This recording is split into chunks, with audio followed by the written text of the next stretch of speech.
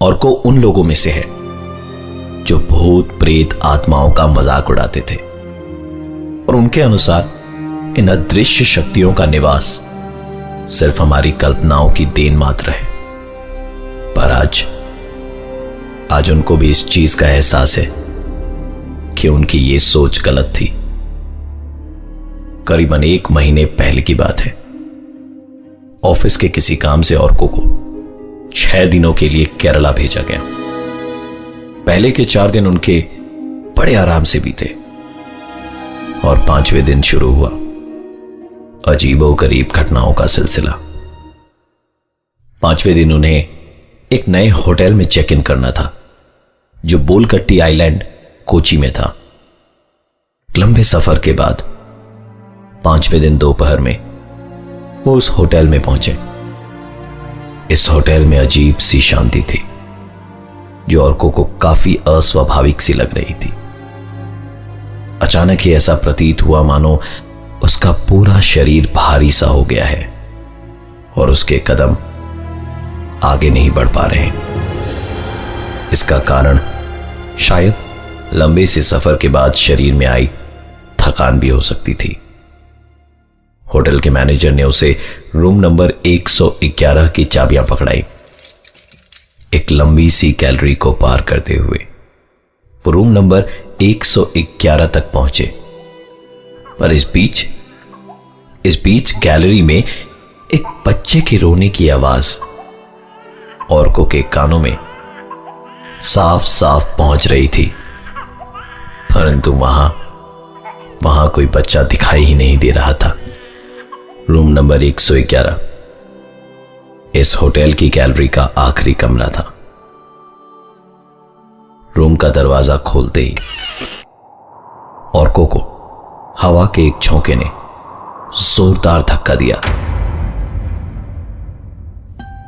परंतु आश्चर्य की बात यह थी कि उस दरवाजे के खुलते के साथ ही बच्चे के रोने की आवाज गायब हो गई थी। रूम के अंदर की शांति औरकों को काटने के लिए दौड़ रही थी। उसने कमरे को अंदर से बंद किया और पलंग पर चुपचाप लेट गया। अजीब तरीके से उसका पूरा शरीर सुन्न पड़ गया। बहुत ही असुरक्षित महसूस कर रहा था और को खुद को उस कमरे के अंदर, जहां एक अजीब तरह की गंध आ रही थी, मानो जैसे महीनों से वो कमरा बंद पड़ा हो और उसकी साफ सफाई नहीं हुई हो। उसने रिसेप्शन में फोन लगाने के लिए फोन उठाया, परंतु फोन डेड पड़ा था। नहीं चाहते हुए भी औरकों को उठना पड़ा। उसके कमरे से रिसेप्शन काफी दूर भी था। रिसेप्शन की ओर जाने के रास्ते में होटल के स्टाफ उसे अजीब ही नजरों से ताड़ रहे थे। हालांकि इन सब बातों को नजरअंदाज करते हुए वो रिसेप्शन की ओर बढ़ता गया। वहां पहुंचकर उसने मैनेजर से कमरे के बारे में शिकायत दर्ज करी और उसका कमरा बदलने की रिक्वेस्ट करी। मैनेजर ने कहा, सर इस वक्त और कोई कमरा खाली नहीं है, बस आज रात की बात है, मैं कल सुबह आपका कमरा बदल दूंगा और फिलहाल के लिए मैं आपके कमरे की अच्छे से साफ सफाई करवा देता हूं। करीबन 1 घंटे के लिए और को रिसेप्शन के सोफे पर ही लेट गया। आंखें खुली तो घड़ी में दोपहर के 2 बज चुके थे। वो दौड़ता हुआ कमरे में गया और तैयार होकर अपनी मीटिंग के लिए निकल गया।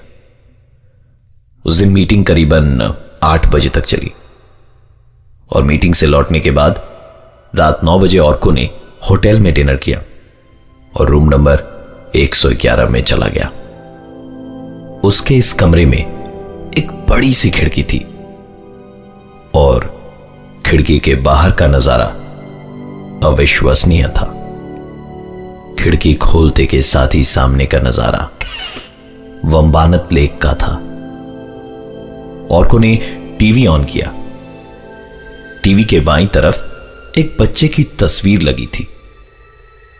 तस्वीर देखकर लग रहा था कि वो किसी विदेशी बच्चे की तस्वीर थी। जिसके चेहरे से मासूमियत साफ झलक रही थी और उसकी निगाहें औरकों की तरफ थी। सच मानिए, उसकी निगाहें देख ऐसा लग रहा था मानो वो बस आप ही को घूरे जा रहा है।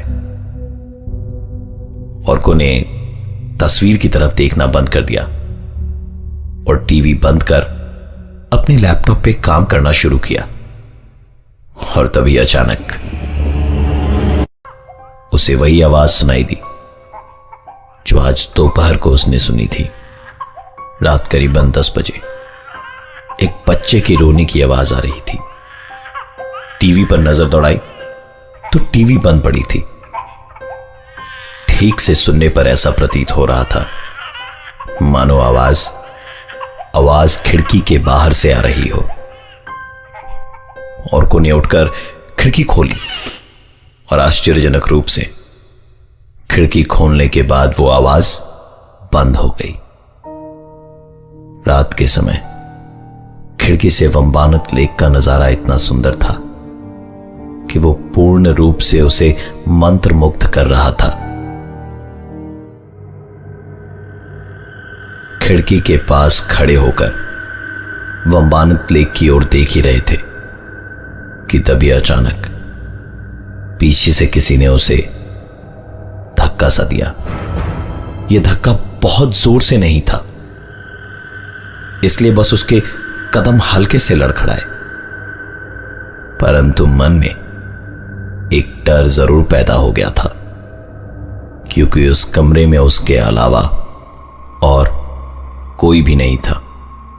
उसने तुरंत खिड़की बंद करी और टीवी ऑन करने के लिए जैसे ही रिमोट उठाया, उसकी नजर टीवी के बाईं ओर दीवार पर लगी उस विदेशी बच्चे की तस्वीर की तरफ गया। तस्वीर की ओर देख उसके पैरों तले जमीन खिसक चुकी थी, क्योंकि उस तस्वीर पर बच्चे की आंख से पानी गिर रहा था, मानो वही बच्चा रो रहा था जिसकी तस्वीर वहां लगी थी। उसे लगा कि शायद वो कोई सपना देख रहा है, परंतु कुछ ही देर में उसे यकीन हो चला था कि यह सब कुछ उसका वहम नहीं बल्कि हकीकत है। चद्दर सर तक तान ली थी औरकों ने, ताकि उसकी आंखों के सामने सिर्फ अंधेरा हो और कमरे की एक झलक भी उसके सामने ना आए। औरकों की वो चद्दर उसे कोई धीरे धीरे नीचे की ओर खींच रहा था। धड़कनें काफी तेज हो गई थी कि तभी अचानक चद्दर के अंदर से वो एक पल उजाला और अगले ही क्षण अंधेरा देख पा रहा था। उसने अपनी सारी हिम्मत जुटाते हुए अपने पूरे शरीर के ऊपर से चद्दर उठाई। चद्दर हटाते के साथ ही उसने पाया कि बाथरूम की लाइट अपने आप जल और बुझ रही है। दबे कदमों के साथ उसने बाथरूम की ओर जाना शुरू किया और गौरतलब है कि बाथरूम की बत्ती का स्विच बंद पड़ा था। और को जैसे ही बाथरूम से बाहर निकला, उसकी नजर पलंग पर गई, जहां उसके लैपटॉप के साथ में छेड़छाड़ कर रहा था एक बच्चा। इस बच्चे की शक्ल उस तस्वीर वाले बच्चे की शक्ल से हूबहू मिल रही थी। वो बस उस बच्चे की तरफ स्तब्ध होकर देखे जा रहा था कि अचानक उस बच्चे ने उसकी तरफ अपनी नजरें उठाई। औरकों के गले से कोई आवाज नहीं निकल पा रही थी। उसने तुरंत अपना होश संभाला और कमरे से बाहर की ओर भागा। वो दौड़ता हुआ रिसेप्शन की ओर जा ही रहा था कि उसे होटल का एक स्टाफ मिला।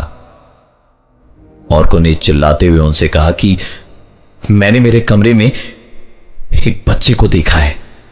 औरकों के इतना कहते के साथ ही उस होटल स्टाफ की आंखें बड़ी बड़ी हो गई, मानो अकस्मात उसे कुछ याद आ गया, परंतु उसने सभी चीजों को नजरअंदाज करते हुए कहा कि अगर आप ठीक समझे तो आप यहां मेरे साथ आज की रात गुजार सकते हैं।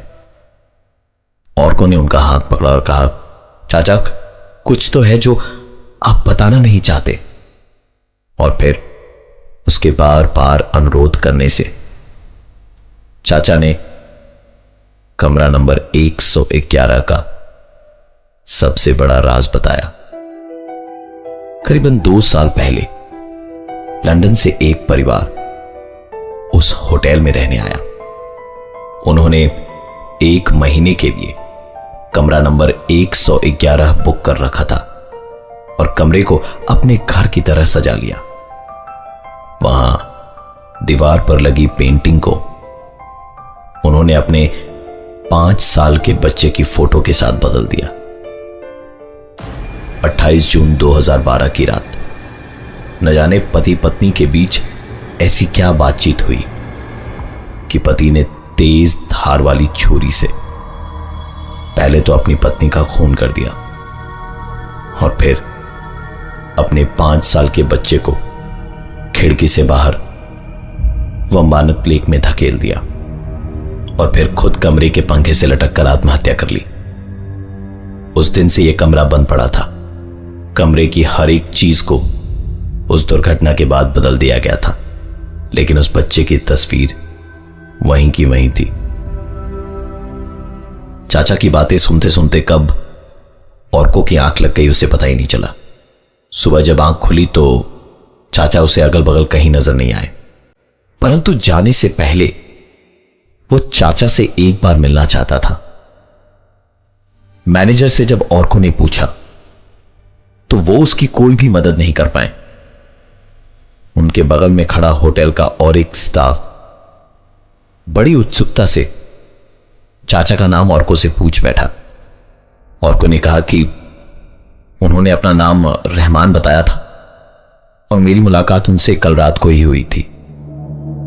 यह सुनकर उस स्टाफ ने कहा, आपको शायद कोई गलतफहमी हो रही है, क्योंकि रहमान की मौत तो 3 साल पहले ही हो चुकी है।